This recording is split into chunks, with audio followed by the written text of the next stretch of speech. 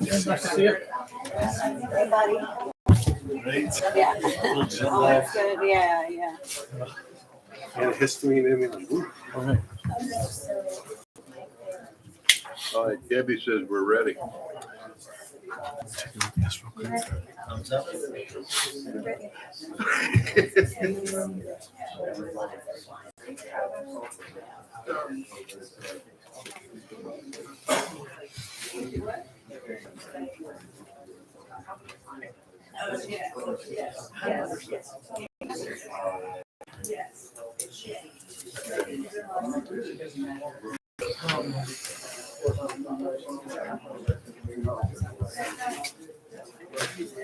you hear the whole situation with the poll?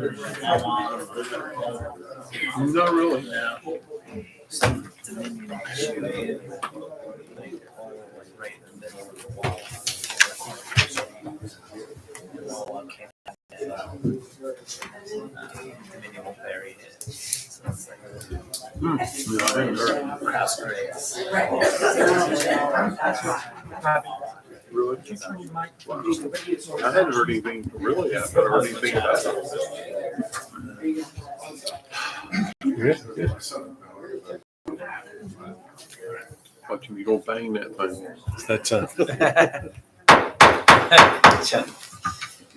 Thank you all for coming out. Good to see some friendly faces in the audience. This is the beginning of the Kildare Hills Board of Commissioners meeting. If you would, please stand and join me in the Pledge of Allegiance. Pledge allegiance to the flag of the United States of America and to the republic for which it stands, one nation, under God, indivisible, with liberty and justice for all.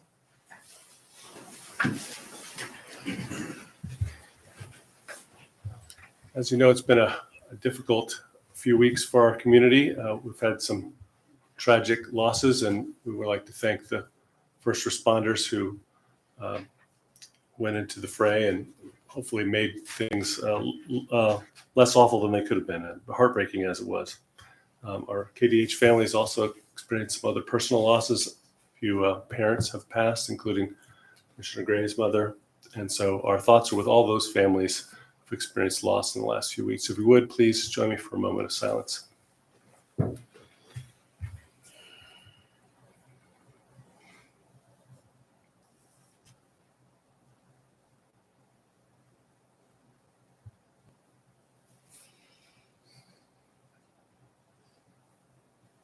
Thank you so much. Hey, members, good to see everybody. See you. There's an agenda before you. Thoughts? I move to approve the agenda as written. We have a motion on the floor and a second. Any further discussion? Hearing none, all in favor, please indicate by saying aye. Aye. Any opposed, say nay. Motion carries. We have an agenda. First item on the agenda is our public hearing. Our town attorney is running a bit behind today, so I understand, Cameron, we appreciate you taking the time to read some of the rules for us as we jump right into the public hearing. All right, good evening. There will be a public hearing conducted this evening by the Kildare Hills Board of Commissioners. The following rules of procedure will apply to the hearing. Public notice of the hearing was published in the newspaper and posted on the town bulletin boards and website that meets or exceeds statutory requirements for the subject matter. A copy of the public notice has been filed with the town clerk for entry into the official record of the hearing. The town clerk will record all comments in a concise and brief manner. Submitted written statements will be recorded in a similar manner and made a part of the record of the hearing and must be submitted in full to the town clerk. All speakers must come to the microphone so your statement will be recorded. Please identify yourself by giving your name and complete address. There will be no debates. Please limit your comments to matters relevant to the issue and to a 3-minute time period. A 5-minute exception will be made if there's a spokesperson for the group or if your statement is submitted in writing to the town clerk. The public hearing will please come to order. This hearing is called for the purpose of the Kildare Hills Board of Commissioners to consider proposed zoning amendment 153.079 dune protection, modify regulations for development within dune systems. All right, so this is your opportunity to step to the microphone and let us know what you think about these new regulations that we have proposed. Give you a few minutes to collect your thoughts. Don't want to leave anybody out of the opportunity, as I don't see anyone rushing to the podium. We didn't have anybody No, sir. ask. No speakers. Oh, please do, please do. Thank you. My name is Katie Morgan, 101 Maddox Crossing. I'm actually in Collington, but I care about KDH. I didn't write anything down. I didn't think I'd say anything, but I just wanted to let y'all know that I am in favor of this amendment. I feel like it's fairly obvious. It's good for the community. It's good for the environment. And I just feel like I know a lot of people that I've seen, at least on social media, talking. Everybody cares about the dune system. And I just feel like I just want you to know that I'm for it. I feel like everybody should be, but I feel like the community is for it. So that's all. Thank you. Thank you. Yeah, appreciate that. All right, give everyone a couple more seconds to build up the courage to get in front of the microphone, get how that gets. All right, hearing no more, we'll close this public hearing. All right, so let's see here. So for anyone who was unfamiliar, these are rules that will be a little bit more stringent than what CAMA requires when it comes to protecting dune systems, both on the ocean front and dune systems that are on the west side. Cameron, did you want to do any recaps on that? This was a board directed amendment, a little bit ago where you asked us to bring some options back, and that's what we did. We had a good discussion about it. We forwarded those options to the planning board where they reviewed it, had some good questions, but forwarded this amendment with their favorable recommendation. And if there's any particulars about technical questions of what's in the ordinance, we'd be happy to answer. All right, so this is the opportunity for the board looking at one more time. If I'm remembering the timing right, we were talking about this in May. Planning board unanimously, I'm not sure unanimously, but recommended approval in June. And so this is the public's opportunity to weigh in. Sounds like not too controversial, at least from folks in the room. I wanted to thank Ivy for bringing it up because Yep. she's the one that drew attention to the problem that we had. And then, of course, we had some speakers that came in as well. So I think it was a very good job, and I like it. I think that's generally the consensus of the board, if I don't mind speaking for everybody, that we've all kind of been positive in this direction. We appreciate staff's work on it, but it's a tricky thing to come up with something that's more stringent than what CAMA requires. My only concern, looking at it for like the third or fourth time reading it, was make sure that hopefully everyone understands the definitions of all the words involved. I was reading through it and I saw mounds of sand. What is a mound? Where's the beginning and the end of a mound? So hopefully that's not a problem, but I think it's a great start, something that we should be very proud of getting done. So if there's someone who'd like to do the honors. Trying to lean towards Ivy there. Do it. There you go. Sure. I'll make a motion that the proposed zoning amendment to 153.079 is consistent within the dune system, is consistent with all comprehensive plans and other official adopted plans of the town of Kettle Hills that are applicable. The amendment is reasonable and in the public interest because it provides greater protection and preservation of the dune system. I'll second that motion. All right, we have a motion and a second on the floor. One more chance for further discussion. I'll add one thing. Oh, yeah. Once this passes, I'm looking forward to working with planning department to actually bring this to a coastal resources advisory council meeting, and maybe just something that the state can take up and look at and see where some of these misses have happened, and maybe we can adjust it for all of North Carolina. That's a really wonderful idea, John. I appreciate you bringing that up, and hopefully it'll be an inspiration to other municipalities along the coast. So we have control here. We can exert it. One more chance for further discussion. Hearing none, all in favor, please indicate by saying aye. Aye. Any opposed, say nay. Motion carries. Thank you. Super. All right, so public hearing is kind of one of those things that we put up at the beginning of the meeting. So technically now we start the regular meeting, which starts with a public comment. So if you have any comments on any other topic, this is a chance for you to speak about that. Same sort of rules apply. 3 minutes, identify yourself, 5 minutes for a group. We also have another public comment period at the end. We always like as much public input as we can get. So if you don't have anything now, you can hold it till the end if you like. Go, please do.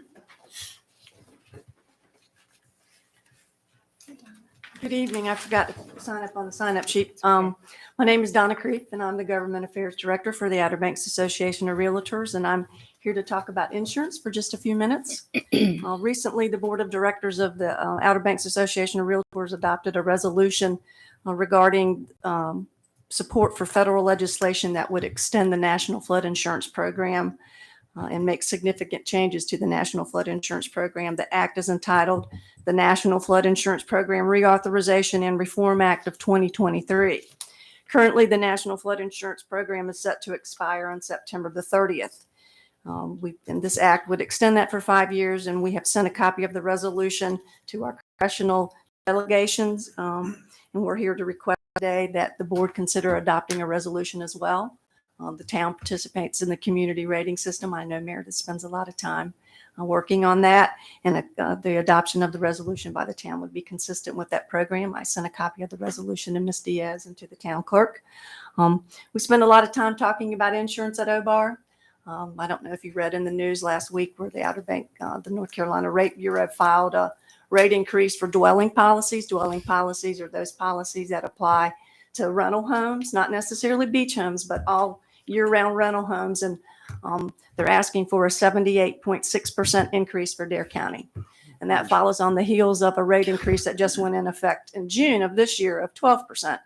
And so the concern there is that if the rate increase goes in, another rate increase, and these are coming every year or so, that the landlords are going to pass those on to the renters, and it's a trickle down effect. And so even though it's not homeowners insurance, typically they do a dwelling policy increase, and then the next year they'll do a rate increase for homeowners policies. So that's concerning us. Comments are due to the North Carolina Department of Insurance of August the 25th. Anybody in here who's a policyholder and is concerned about insurance, I would suggest that you contact Commissioner Causey and let him know, what your concerns are, about insurance. Insurance is also narrowing on the Outer Banks. Our affiliates with the Outer Banks Association of Realtors tell us at our monthly meetings how the coverage of the carriers they're dropping, they're decreasing. One of the largest carriers in North Carolina has recently decided not to do any renewals in Dare County. That's affecting about 1,400 people. I'm one of those. I was with them for 33 years and never made a claim. So it's narrowing, the rates are increasing. And so it's a concern. And we're just trying to bring awareness to that issue. Flooding is a concern here. Wind and hail perils are a concern. And so nobody should be forced into having such high insurance rates that you decide not to have flood insurance because you have to have all your insurance budget going to your wind and hail. And so I just wanted to ask for the support of the resolution and spend a few minutes talking about insurance and remind everyone to that comment period for the rate bureau increase. Thank you so much. Thank you, Donna. Yeah.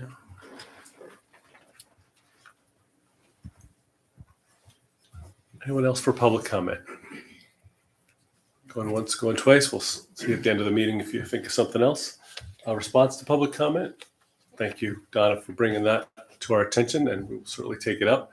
And I'll reiterate her encouragement to individually write in, and it's a numbers game. The more of us that write in and say something about it, the more they'll pay attention. So those are staggering numbers. 78% is not something anybody wants to hear about any cost that they have. And there's also sort of this perception that somehow we have higher risk than other places, and that's just not true. So we need to push back against that strange perception that might be in play there. All right. Any other response to public comment? All right. Then we will move on to any ongoing business. No, sir. We'll jump right into new business then. The first is a site plan for 1828 North Cretan Highway in the commercial zone, proposed retail store. You can give us a quick overview? Sure. All right, this is a site plan review for 1828 North Croatan Highway. This is a proposed retail store. This site plan was submitted by Gary Franks of Development Services Group, Inc., proposing the construction of this 4,000 square foot retail store, parking lot with 16 spaces, and associated site improvements. The proposed retail store is a permitted use in the commercial zone under N retail business. As proposed, the business will be a paint retail store, Sherwin-Williams. Attached, you will find the commercial site plan application, proposed site plan, proposed building elevations and floor plan, site narrative with stormwater calculation, and willingness to serve from KDH WWTP LLC. The planning board reviewed this proposal on July 18th, 2023, and forwarded to the board of commissioners recommending approval with several conditions. The applicant has since addressed the conditions, and staff recommends approval of the site plan as presented. I'd be happy to answer any particular questions about the plan, or they're representing the audience tonight as well. So, All right. Looks like a pretty clean packet. Thoughts? Yeah. It looked pretty good to me. Yeah. No issues here. Look good. All right. Seemed like it met everything. I'd move that we approve the site plan for 1628 North Croatown Highway in the commercial zone, proposed retail store, new business item number 1. Excellent. We have a motion on the floor. I'll second it. We got a second for Mr. Windley. Any further discussion? Hearing none, all in favor, please indicate by saying aye. Aye. Any opposed, nay. Motion carries. Thank you for that. We'll move on to the next item, which is a site plan for 1906 South Croatan Highway. It's a proposed boat service building addition and some site modifications. all right. So number 2 under new business tonight is a site plan review at 1906 South Croatan Highway. You're familiar with this. This is an existing site. Previously was a bank. Lately, it's been a retail store, a hot tub sales store. But what they're proposing tonight is a site plan to do a 2,400 square foot service building in the rear, reconfigure as existing parking lot with 23 parking spaces, and installation of stormwater management measures. The existing retail building will remain on site. The proposed boat sales and boat repair are permitted uses in the commercial zone under N retail business, boat sales, rentals, and boat repairs. Attached is the commercial site plan application, proposed site plan, building elevations with floor plan, health department approval, and stormwater narrative.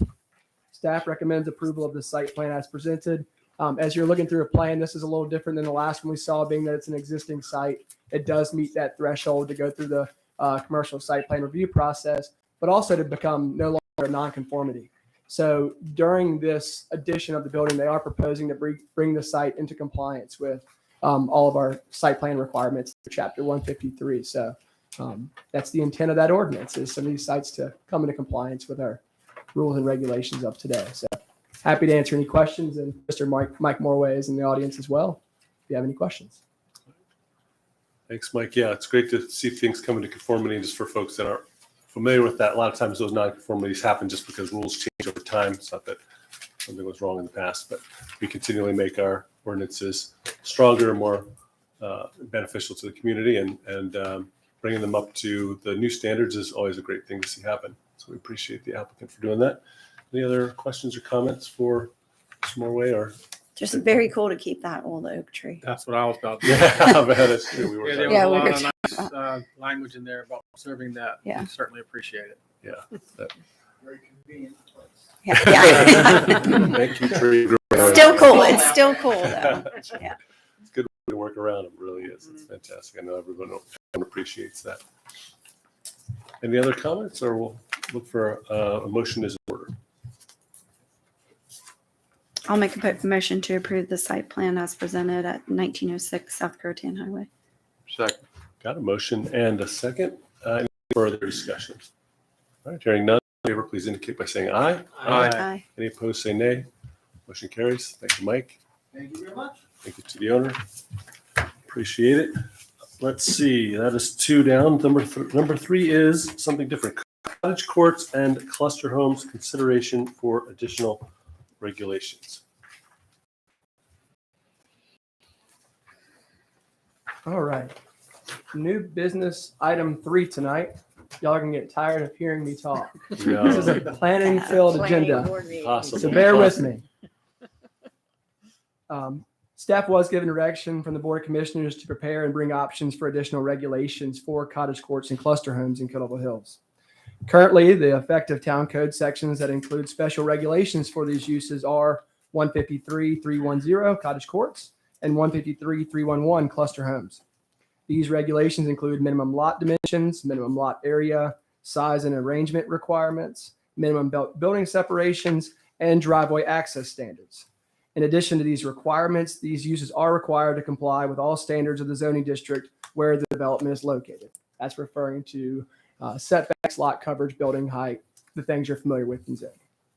As you recall, in 2018, cottage courts and in 2019, cluster homes were adopted into the zoning ordinance. These amendments were adopted for additional options for development, especially on the ocean front as an incentive instead of large single-family dwellings. In 2022, density requirements were adopted for these uses in both the ocean impact and commercial zoning districts to regulate the density of these developments consistently with other development types. Since adoption of the ordinance, the cluster home cottage court developments that have been approved by the town for construction include 709 North Virginia Dare Trail in the ocean impact zone, 100 East 5th Street in the commercial zone, and 207 West Martin Street in the residential low zone. During the plan approval process and during construction of these projects, concerns have been conveyed about the unforeseen effects of this development type. Staff proposes several options below for ways the town's cottage courts and cluster homes ordinance could be amended to address some of these concerns. Revised minimum building separation to be tiered. This is based off total gross floor area and building height. For example, if you're building a house and it's constructed to the max floor area or max height, it would have the greatest separation requirements from other structures on the site. That's an option. Revised size maximum requirements for gross floor area. That's similar to what we did in the residential low zone in just the size portion. I mean, you're well aware of the long-term occupancy requirements we put for the special use for cluster homes in the residential low, but they also were a max of 1,500 square feet. So that was an additional layer for the residential low that's been adopted. But you could look into doing that in other zoning districts or to the use in general. Within the OIR, reduced building height for cottage courts and cluster homes. Within the OIR, increased front yard setback for more consistent appearance. We've certainly heard a lot of just if you pick a long, deep piece of property where you got to fit your parking, you got to fit the house and the dune walkover and pool. There's no houses close to the road. It's how far can I get towards the ocean front? And it all kind of falls in place. So we've had a lot of concerns that, wow, it's right on the road. But we probably haven't had a house built to the front yard setback in quite a long time in Kettleville Hills. Yeah, a long time. Just not similar to the other development patterns and not really by ordinance or setback, but just how the development standard has come along. And also you can look at revising the density requirements to be more restrictive. This can also be tiered based off building size, height, and density. So these are some options.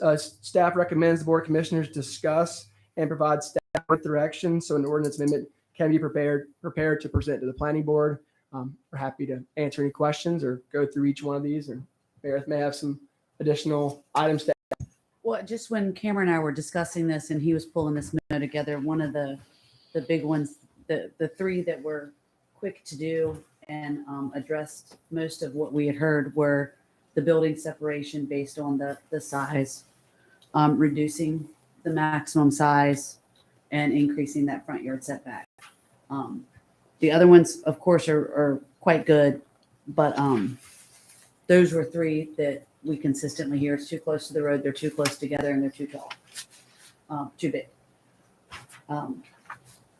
So I was just pointing those out. Some of the five, if you chose all five, it would be difficult to do that amendment. So as you Right, it's kind of discuss either them, or in some as you cases. Yeah. discuss them, all five of them would probably run in conflict with themselves a little bit. So as Better. you discuss them, Better to choose two or three and make sure that they all work together. And And I'll add one more thing too about in 2022 when there was density requirements adopted. That already changed a lot there. When there was no density requirements and it was really, this was an incentive that the board wanted to see opposed to what we were getting, that really left it being how big is the lot, and how are you constructing your houses and using the height to your max. And that's what I think a lot of, the concerns are, is that if you can build it like that, you're going to get the max. And then that's what happened when there weren't some density requirements in play. But there's obviously some other tools we can use through zoning to really get the use you want. And that's the residential low is a good example of that, because it was not a use allowed in that zone, but you worked to cater that to what you thought was best for the community. And I think that, we'll see once the project goes up. There's always going to be unsure about a land use on a vacant parcel, but that was catered very specifically, whereas before we're getting there. Density requirements was a big one of them. That did its job, and it also made it more consistent with how we were doing it in other zones too. Yeah. All right, so I think you guys have really teed it up well for a great conversation. Looking forward to seeing what everybody has to say as we've talked about these items a number of times, but my recap would sound something like this: that we took a stab at trying to do what the public wanted, which was we had petitions years ago. There was the term mini motel thrown around, but basically, these large lots are challenging because even if they follow all the rules, you end up with this sort of maximum maximum box that you can get in there, and it's not aesthetically pleasing by a lot of folks' interpretation, but more importantly, there were safety concerns and other things that we worked on. So we were able to get fire suppression incentivized in large homes. That was very successful, and so we hopefully go back to that well. We put these current set of ordinances that have these projects you mentioned built, and seeing them in real life, you can see that there are not all pluses. There's some pluses, but there's some minuses. So I think Ivy really brought this up as well. How do we come down that path in between where we still want to incentivize something other than cruise ships that are parked on the ocean front, but at the same time we want to mitigate those other sort of downsides that we've been talking about. So let me open it up the floor. Thoughts? I'm comfortable with Meredith's recommendation to kind of condense to the 3.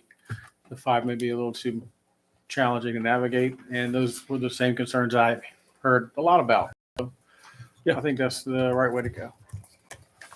Ivy, I know you've been thinking about this a lot. Yeah, I would agree. I think that's Meredith and I have talked about it a lot, and I think that's I think those 3 would solve a lot of the concerns and the unintended consequences of that.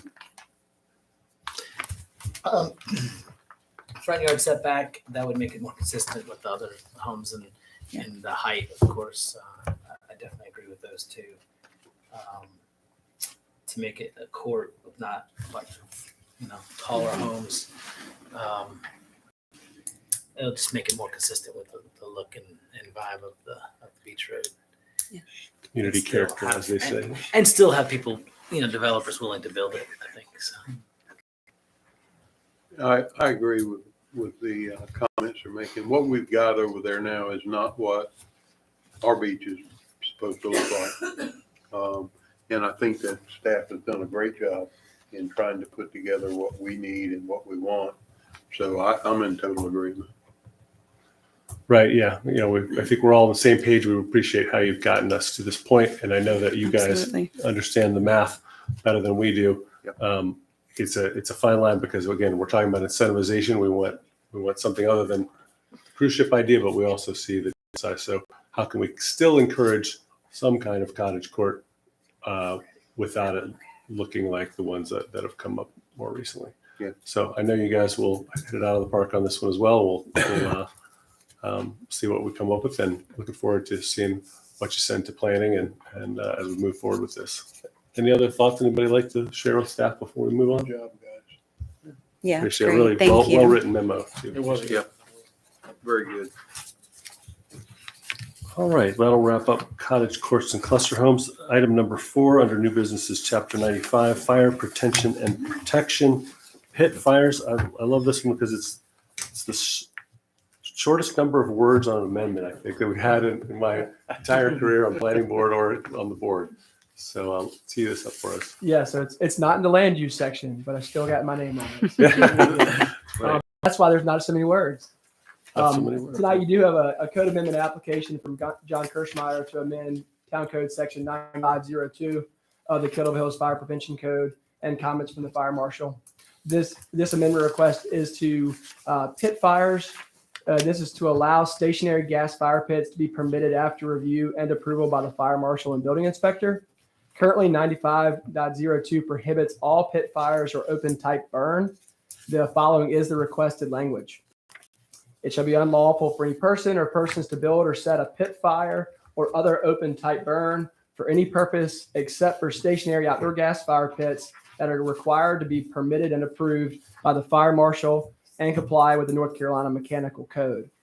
Staff recommends Board of Commissioners approve the amendment as presented. There's a little bit of backstory, of course, always when there's a code amendment, but really our strict ordinance for pit fires doesn't allow for things that the building code does have safeguards and requirements for. The pit fires ordinance and open type burning was really, looking back, was geared towards things that were having combustibles like ash and actually burning wood. But a lot of these safeguards and requirements too. And there's some places that it just flat out won't work because you have distance from Setbacks. combustibles and depending on what you're installing, those small ones might be 3 foot, big ones might be 6 or 8. And so it'll have to work in the right environment. But this would allow for the option for really on the commercial side. There's already exemptions in the state fire code for residential gas fire pits. But this would actually allow for, like years back, the Marriott wanted to have a gas fire pit on their masonry deck, but our strict ordinance did not allow for that at the time, and they didn't choose to go through this process. But Mr. Kirschmeyer has, so that's what you have in front of you. In traveling, I've seen these gas fire pits in other places that are real popular in Colorado and ski towns, things like that. And they do allow you to, in a commercial space, use an outdoor space longer into the cold season than you would otherwise. And they're, nice, warm, cozy kind of ambiance. Could be a real nice addition to a lot of properties, hopefully.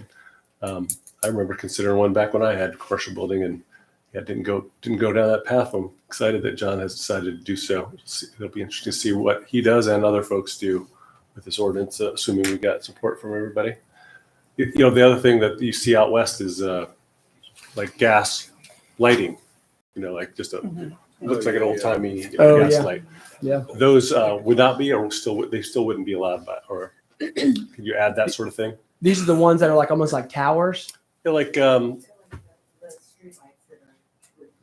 gas and like old time gas street lights. Like a real No, I mean those are still regulated by the They probably fire. still could do those. Yeah. You still could. Yeah, Okay. Those wouldn't be considered an open type burn or really a pit fire, but You were just getting around that. when language. taking an application to add a gas fire pit, it's pretty obvious that our local fire prevention ordinance prohibits it. So that's Right. why he Now he this went down opens this it road. up.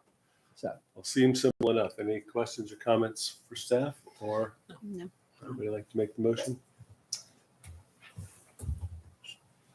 I'll make a motion to amend prevention and protection 95.02 pit fires, and I make a motion that we approve the request. I'll second that. All right. Got a motion and a second. Any further discussion? Hearing none, all in favor, please indicate by saying aye. Aye. Any opposed, nay? Congratulations, Mr. Kirschmeyer, and to the town. That goes through. Let's see. We're going to item number 5. We've got a vacancy that's popped up on the planning board. I've discussed applicants. Hey, how's it going? Applicants with the board members I've talked to between last meeting and this, that we need a little more time to talk to each of the potential candidates. Is that kind of the gist? Agree. Yeah, I'll Yeah. make him. Make a motion to table. Yeah, all right. We've got a motion to If that's- table on the floor Second. and a second. I'm sorry. Planning board, No, I just mean, table to for a table month. it to, A month. okay, Meeting. the, September the 11th meeting? Is that enough time? Yeah. Yes. I think so. All right. So we got a motion to table, second from Mr. McAvoy. Any further discussion? All in favor, please indicate by saying aye. Aye. Any opposed, nay. Motion carries. Next item on new business is the community rating system. This is a big one. The cycle visit program update. We've got Meredith has done a lot of work on this. We've got all sorts. They got the A, B, and C. I'll let you jump into it. As you know, that we participate in the National Flood Insurance Program and the Community Rating System. Our last cycle visit was in 2020, at which time we progressed to a Class 5, giving our residents a 25% discount on flood insurance. Sorry, my brain just stopped working for a second. Part of, at least this is what they told me, but it doesn't seem to be traveling to the other municipalities, is moving up a class. They move you to a 3-year cycle rather than a 5-year cycle. So we're Fun. back in a full cycle. Usually we do a annual renewal and it's more of a checklist and some submittals. The cycle visit is huge. It takes It's a lot. It's a heavy lift. 40 or 50 hours to pull together. Part of the community rating system, there's several things that we report to the board annually.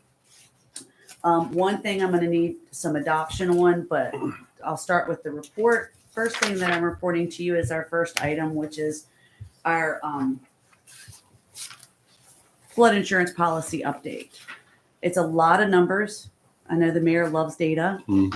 I did some high math for you on this particular one. But if you'll look, I'll give you a quick summary. Since March 2020, approximately 4,342 properties were removed from the special flood hazard area are not required by law to maintain flood insurance policies. Since there are no AO flood zones in 2020, my comparison incorporated AE and AO together so that we could compare apples to apples. And then when we move to the next annual, we'll be able to split them up because we obviously wouldn't have had any AO policies in Previous 2020. Since 2020, the number of policies has decreased in our ex-flood zone by about 10%.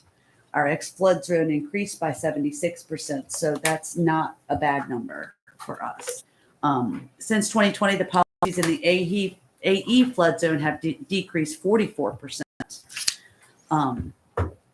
That's not a great number, but It's not 100. on the bright side, Yeah. since 2020, AE policies exceed the number of properties within the AE zone. That means that the town's outreach for property owners to maintain their insurance, even when they were moved out of the special flood hazard area, was effective, with the percentage of policies to properties at 589%. So we do have people that have renewed. We've been through two full cycles. And they have renewed their policy, even though they were moved into the X zone, which was a big push from the Dare County CRS and all the municipalities for people to maintain their flood insurance because they're in historically Flood area. places that historically flood, even though the flood maps don't reflect that. So that was a good statistic for us. Since 2020, the policies in the VE zone have decreased approximately 43%. I will tell you that most of the properties were moved out of the VE zone. It doesn't mean that they didn't switch to an AE policy or a preferred rate policy. Our entire oceanfront became an X zone, except for at the very north end, which is not required to carry flood insurance. But I do know that a lot of our VE zones did opt out of the VE and went with a preferred rate policy. It's slightly less expensive, depending on, well, I won't even get into the new insurance, how that's being calculated at this point. Since that should be 2020, not 2015. Sorry for the typo. The total number of policies in force have decreased approximately 40%. This is still less than the percentage of the number of structures removed from the special flood hazard area in 2020, which was 94% of the properties previously in the special flood hazard area.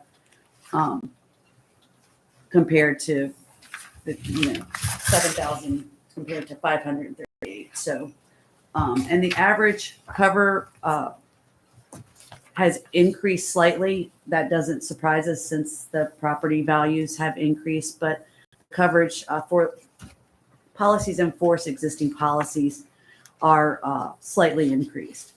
With this, I give you this information to let you know how many policies are in town, how many post-firm policies, and how many insurance in force policies there are. This is an update that I'll do for you annually, and hopefully we will maintain the flood insurance policies outside the special flood hazard area as we are right now, because the maps are going to change back, and we don't want anybody to be in a situation that Donna mentioned before. A lot of insurance companies are no longer offering specifically flood insurance policies in Dare County. A lot of them are having to go to write your owns or privates. So if you hang on to it, you'll be in a better position in the future. I don't need anything from the board. I'll answer any questions you might have, but that's my first update for you. Yes, the data was great, and also the narrative as well, the question and answer sections. It's one of those things where you just hope we can spread the information to as many community members as possible so they understand what's going on, because people I talk to a lot of times completely oblivious. So, Right. Yeah. Yeah.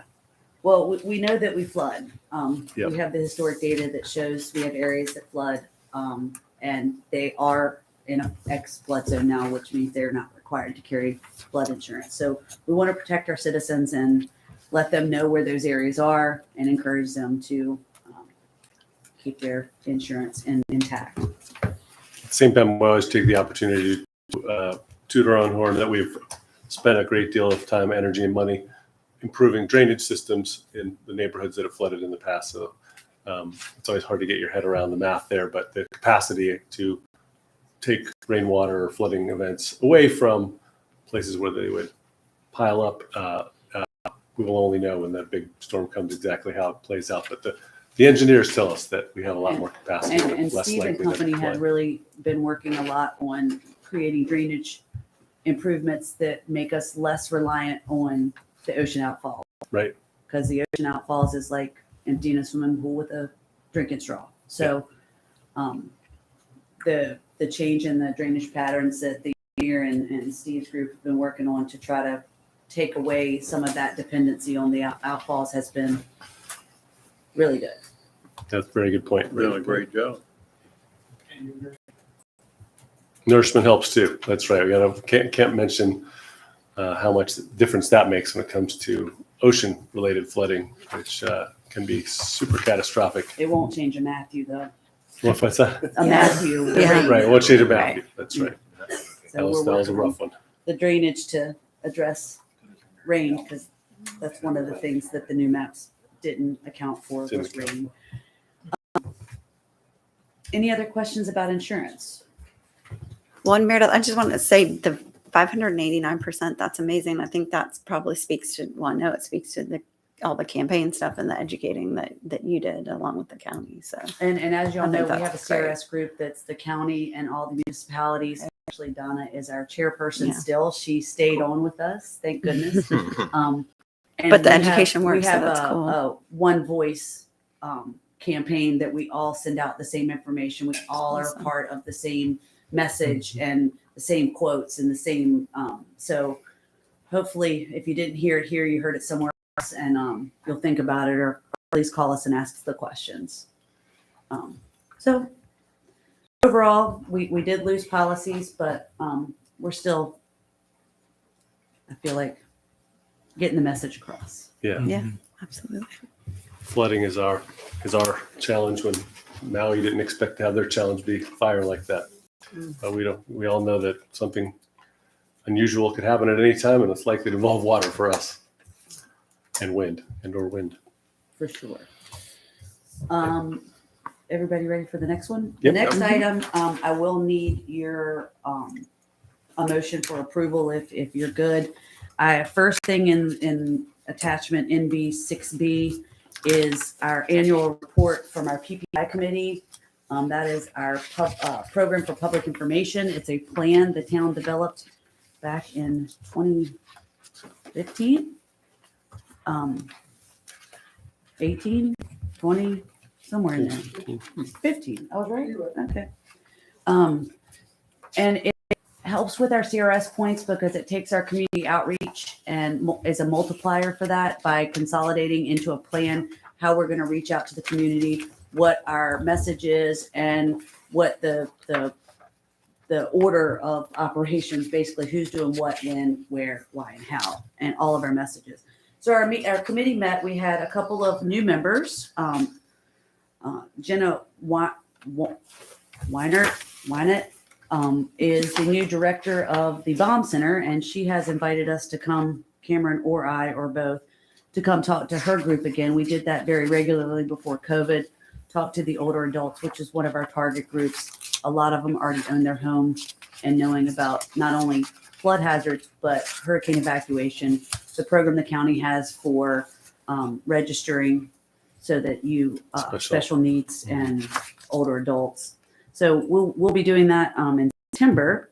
And Frank Souls replaced Skip Jones as a contractor on our committee, and he had a lot of things to share. The target audience, just to go over the update real quick, the target audience, we reiterated we needed to reach out to our AO flood zone. It's a new flood zone in town. We've had it for 3 years. It's a lot different the way that it's measured and how people have to build in it. So we are sending out directed letters to people in the AO flood zone. As you know, I just talked about it. The properties moved into the X zone.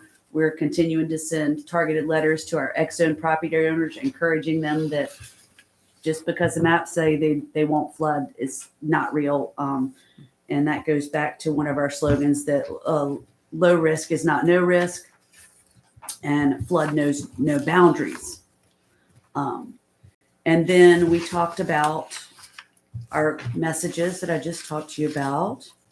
And then I have several tables that were part of the entire PPI. We did an update to the PPI this time. There was a lot of changes that need to be made. There was some old data in there that needed to be updated. The insurance stuff that I just went over with you was updated. Target audiences was reviewed. A couple of them were updated. Everything that was updated is highlighted in yellow in the plan. It goes into our flood map change and all of our policy breakdowns, a new repetitive loss map.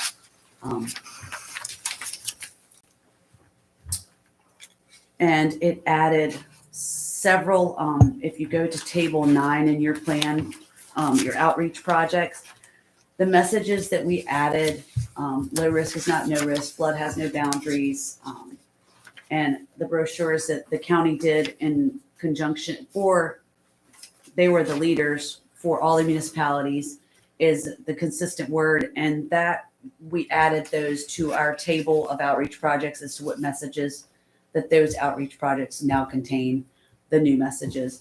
And with that, I'll go into as much detail or as little detail as you want, but you've seen it every year, or at least the first page, which is the annual update for the project. And if you are comfortable, I would appreciate a motion to approve the revised 2023 program for public information.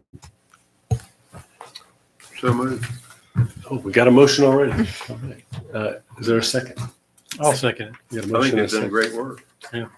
Yeah, in the further discussion, I would say as a professional marketer, it's really great to see messaging that well organized and thought through, and it's great to align all the needs with the messaging, because people get worn out by getting too much information. We've got to prioritize and have a hierarchy of So many importance. different talents. Yeah, so really great to see. I know that this can be I got to throw a Challenging shout out work. to Ms. Creef again on Yeah. that. She was the mastermind when she was the director of planning for Dare County, yeah. of pulling us all together and starting these brochures that everybody had, and they're in all of our offices. They're exact same, and they have the same information, and it just drills it in over and over again. No matter what office you go in, you're getting the exact same Mhm. data information, and it is it's really been That's nice. key, yeah. hmm Any other questions about? Oh, do we? Oh, yeah, we're in further discussion. We actually have a motion and a second. One last chance for discussion. I'll call for a vote. All in favor, please indicate by saying aye. Aye. Any opposed, nay. Motion carries. Thank you again for all the hard work on that, and Don too. Appreciate that. And, Finally, this one's pretty quick. Yep. I think. progress report. The Outer Banks Hazard Mitigation Plan is part of our Activity 510. We have a progress report on implementation of credited plan. Our plan was adopted by the Board of Commissioners on May 27th, 2020, and it was approved by FEMA June 10th, 2020.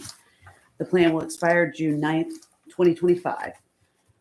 This report goes through what has been accomplished and anything that hasn't been accomplished and why. The only things that haven't been accomplished on our plan right now are monetary accomplishments, meaning purchasing properties that are repetitive flood loss or moving houses for people. Now, the county does have a program that helps lift houses, and you can work through the county. And there's also a mitigation grant through FEMA that you can use if you're repetitive loss, but the town doesn't physically provide any monetary assistance. So if you look at the longer sheets, this is our action plans, and there were 29 action plans that were done. I have updated each implementation status comment. And fortunately, we've actually done quite a bit. Our free board, our implementation of the water system master plan, our critical facilities protection, wetland protections, dune and beach maintenance. Obviously, we just went through a beach nourishment cycle, hazard warnings and evacuations. The county is the head for the evacuation and the OBX alerts, but they have taken it to another level now that they can send out text messages to any cell phone in the area, whether you've signed up or not, for true emergencies. And when you look at the hazard mitigation plan, it's not just hurricanes. It's cyber attacks, it's viral attacks, it's chemical attacks, yep. It's fires, it's tornadoes, ice storms, every type of hazard, both natural and man-made. That being said, I'm sure that all of y'all reviewed it with anxious hearts, the update that I've provided for you for the hazard mitigation plan. And I'll answer any questions that you might have. I included the Appendix D of the plan. This is the Town of Kettle Hills specified appendix of the entire plan. I didn't include the whole plan because it's 690 pages long. What? Oh, my gosh. Yeah, some of the color copies are a little tough to read, but I love this kind of stuff. See every little place. Lots of data on these two. I was trying to find the definition of repetitive loss. Is that ever, or is there a time constraint on repetitive loss? It's 10 years and 3 losses within 10 years. Oh, over 3 in All right. 10, a rolling 10. They might have reduced that to 7 years now, but it's but you've made a flood claim a certain number of times within a time frame, and that makes your repetitive loss property forever. Like Oh, I see. you never get to not be a repetitive loss I got you. property. So even if it was in 72 and 75. and Correct. 80, yeah. You're in it until it's torn down or washed away. But we can't actually tell people that they're a repetitive loss property. It's a Privacy Act issue. So we create repetitive loss areas. So if you look at the repetitive loss maps, it's going to be these bubbled areas. Yeah. And that's It's not all of them in it, or- but it's some a buffer around a repetitive loss, but we cannot disclose the actual actual. repetitive loss properties. I figured that might be the case. Yeah. Otherwise, So. get harassment and stuff. Fascinating. And the repetitive, it can be minor. It's any flood damage. So Okay, if someone claim. calls about their water heater, that's a tick, Oh, wow. like it's flood Even water meters. or the whole ground floor. Yeah, right. Pretty big range. So, yes. It's like greater than $1,000.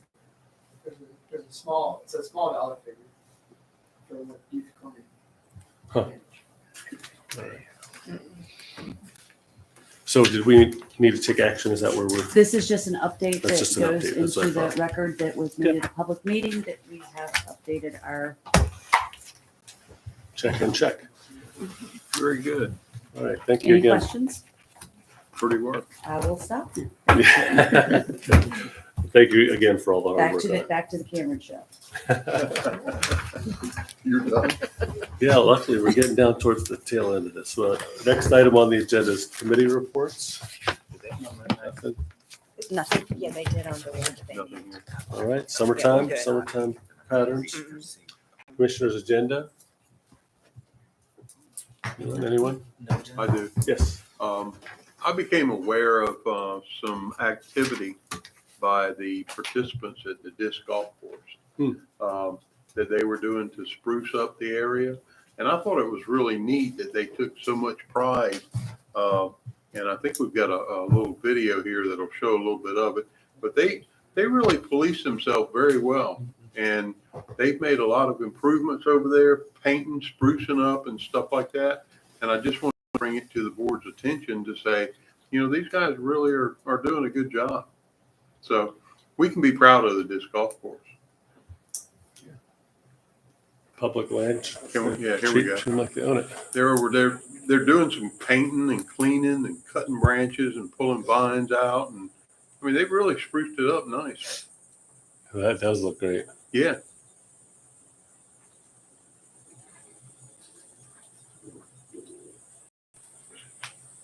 Makes you feel good about trying to help them out and put some infrastructure back there because, it's a gym for us. I don't know if I mentioned it. I did play the course this summer, which I've been meaning to do for a long time. How'd you do? I'm terrible. That would be a lot of hiking into finding my discs in the wrong places. Gotcha. Well, I came across that and I just wanted to bring it to the board's attention that, those guys put a lot of effort in making the place look nice. Again, it's a big community and it's a close knit community, and a lot of times it's travel too. I always mention Thank you for playing that. people travel and play other courses, and then folks come here and play as well. So it's definitely great. I played a lot of Frisbee as a kid, but disc is a different thing. It's different. But I think I can get into it. It's great. Thanks for sharing that. Yes, I guess that brings us to mayor's agenda. Wanted to let everybody know to put on their calendar one of our favorite days of the year here in Killable Hills is when we eat ice cream together in September and celebrate that we made it through another crazy summer. The date is September 26th. It goes on from 4:30 p.m. to 7 p.m. at Aviation Park. Burgers and dogs and ice cream and chips and camaraderie, and another thing to bring the community together, which is one of our big priorities, is fostering a sense of community by actually getting together. And after COVID, we are ever more grateful to be able to do that on the regular these days. So looking forward to that. The staff always comes together, does a wonderful job. We'll thank them in advance for, it's a lot of work, but it's also a lot of fun. So great to see everybody. So put that on your calendar. It's already on my calendar. Look forward to seeing everybody there. Our town attorney has made it to the building. Do you have anything on your agenda, sir? I do not. Sorry to hear about traffic. I'm sorry, I got out of order. Town manager's agenda should No, be sir. first. Usually nothing there, but I know the town manager does have some things on the consent agenda. Yes, sir. I'd like Sure to do. let us know about. Three items for you this evening. The first is the minutes from the July 10th, 2023, the monthly report from June 2023, and fiber optic master encroachment agreement and amendment to the town fees schedule, encroachment application fees. After we have developed Chapter 113 fiber optic service, we have had vendors reaching out to the town to establish fiber optic infrastructure.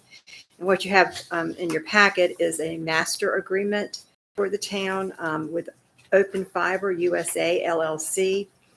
The agreement has been reviewed by the staff and by the attorney. And also in doing this, request to add to our consolidated fee schedule, encroachment application fee, 10 cents per linear foot with a minimum of $100, which would be added to that schedule. We recommend the board approve the encroachment agreement and the amendment to the consolidation fee schedule. And approval of the consent agenda will do so, and also authorize the town manager to execute the agreement and to amend that schedule for the application fee. And recommend approval of the consent agenda as presented. So moved. Second. We have a motion. We have a second. Do we have further discussion? Hearing none, all in favor, please indicate by saying aye. Aye. Any opposed, say nay. Motion carries. Thank you. We have a consent agenda. Thank you very much. Thank you. Good to get that caught up, and I know we're in alignment with all the other towns there as well. So that brings us to our second or third, depending on how you look at it, opportunity for public comment. I see lots of smiley faces that I don't see every month, so thank you all for coming out, even if you don't want to go to the podium, but I want to recognize we appreciate you coming out and participating in local government. It means a lot to us. We'd like to hear anything you got to say. That's me taking up time, giving you a chance to build up the courage, but if you're not, we will see you next month. All right, seeing no one run to the podium, I will close public comment. Oh, wait, we made it in under the wire. We got it. Thank you, we do appreciate it. See? Encouragement works. Works. You gotta look there. I'm Alan Creech, 309 Holly Street, KDH. Just want to thank the board and the planning board for looking at the cluster home cottage courts again. It's kind of stuffing the genie back in the bottle kind of thing, especially in light of this week with the tragedy. You can look at those little developments and see it's a tinderbox ready to go up. And looking at the newest one, and the setbacks between the buildings, it seems like from a public safety standpoint, it would be a better structure being one structure with firewalls between them, rather than, it's basically a standing condo, each individual condo, that just seems like it's a fire hazard. The one on the beach road, especially with the winds, if one of those catches, that whole row would go. I don't know what planning has basically a monumental task trying to anticipate how developers are going to manipulate the code to their benefit. So I don't know how you do it, but you know that there are groups that are going to manipulate the code to their benefit in every instance. And I don't think anybody, when we thought cottage court, that anybody pictured what's going on.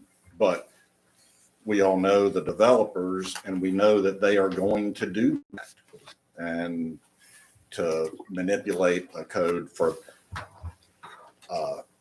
basically what's a 3-story structure once you on the pilings, and right next, like, I mean, I don't know what the setbacks are on that, but I mean, to me, it looks like a public safety hazard. And I've talked to fire people too that are like, you know, it's their worst nightmare. So, but thank y'all for addressing it and trying to rein it in a little bit. But thank you. Guys. Thank you. Thank you.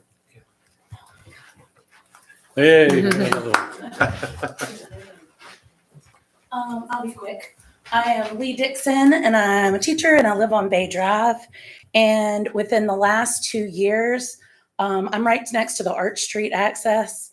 And within the past 2 years, somebody's bought the big house on one side of me, and somebody's bought the big house on the other side of the access. And they have and we're on the water, and they have just demolished every live oak on I know that Nags Head has some sort of policy, and it would be nice if we could adopt something like that for Dare County, specifically the ones that are on the water that are holding up our coastline.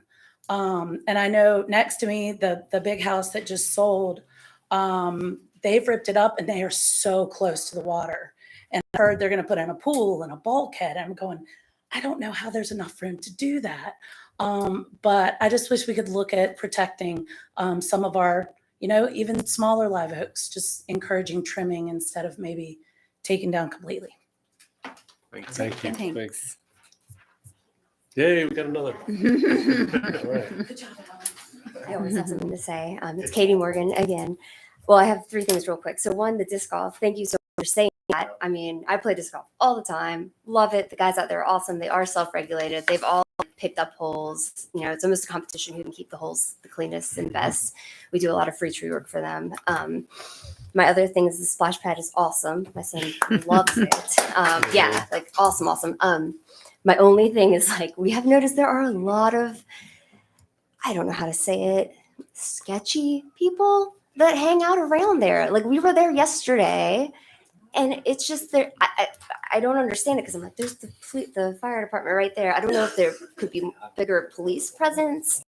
I mean, there were guys laying out there with no shirts on. I mean, we had to walk around them. They're at, I guess, Atlantic Dance. I guess there must be a plug-in. They had all their chargers in there. We're smoking. It didn't feel family. I mean, I don't mean to be down on it at all, but I just feel like if it's right there by the fire department, somebody can come maybe just check it out.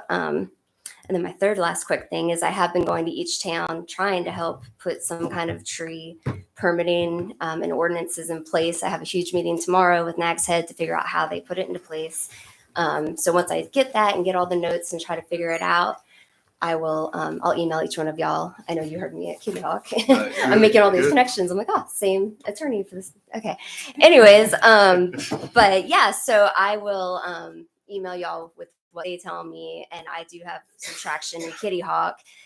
And I'm going to be going to Southern Shores next. And I would love to see it, at least some kind of regulation. I mean, when we just said, we're so happy to see this commercial guy saving the tree, that shouldn't be whew, thank goodness. That should be they're not going to rip up an old live oak. And in the town of Nags Head, it's a 2-inch at breast height diameter of a tree. And we go out all the time because we do own a tree company. And we always have to go out and check the trees before we cut them. I mean, they regulate us. So, and I think that's awesome. And I do want to be regulated. And I do want each, company to have to prove that they have insurance and prove that they know what they're doing. Because we will have a lot of people that work for us for 2 weeks and then they start their own company. And I don't think that they, have an LLC. I don't think they have a permit. I don't think they have anything. but I would like to see that as well. So I agree with her. And yeah, the splash pad and disc golf course are awesome. So Thank you. Thank you. Thank you.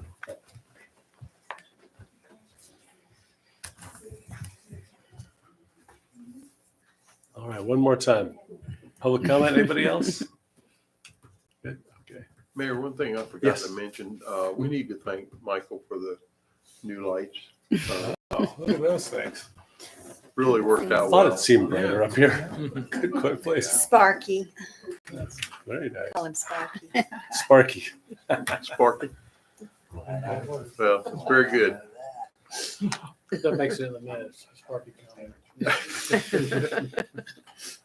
All right, without seeing anybody else running up, we will close public comment.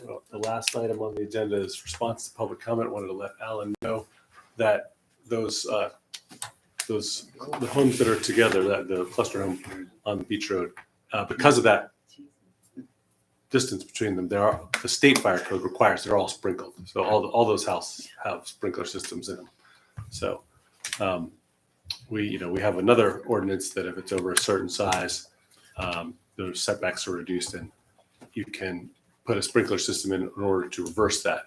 So we've incentivized them in places where the house is larger. In the case of cluster homes, they are required by our state fire code to be sprinkled. So at least we have that going in that situation. Let's see. I thank everybody for public comment. Anybody else have response to public comment?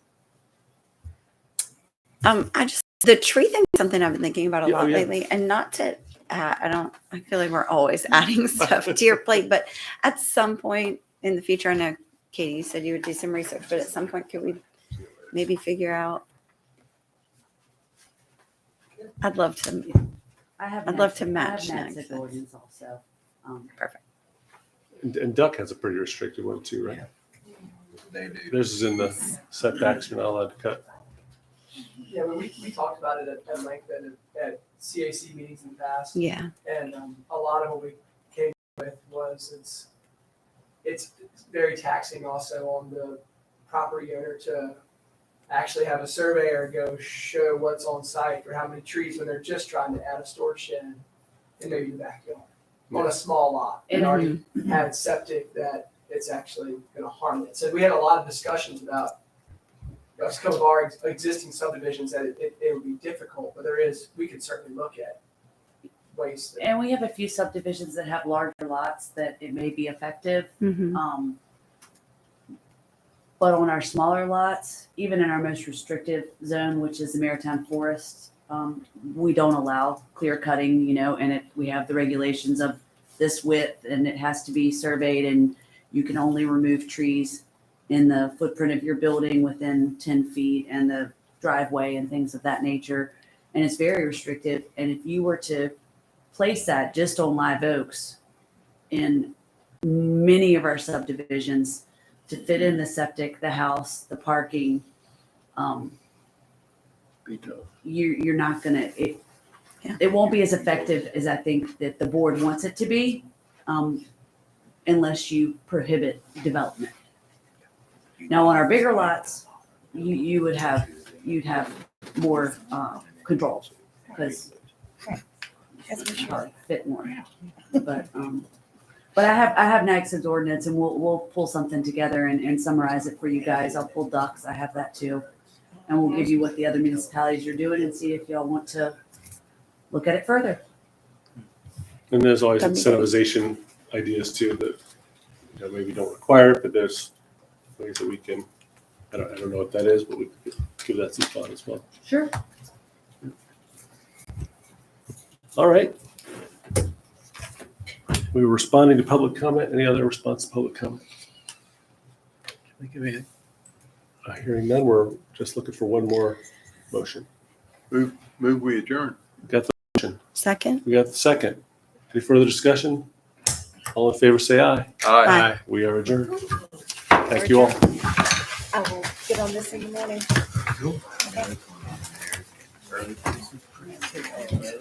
We need it. To see you. Like, Go back to what? I feel like we don't know. I know. They- Are you- You know what I Yeah, mean? Like, by request. hi. Yes. Hi. Request on Thanks so that. much for coming. Yeah, right on. Cool. Howard. Good. Good. Appreciate it. Please do.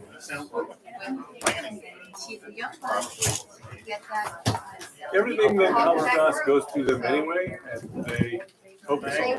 So a lot of those guys are in construction. How are you, sir? They always get first.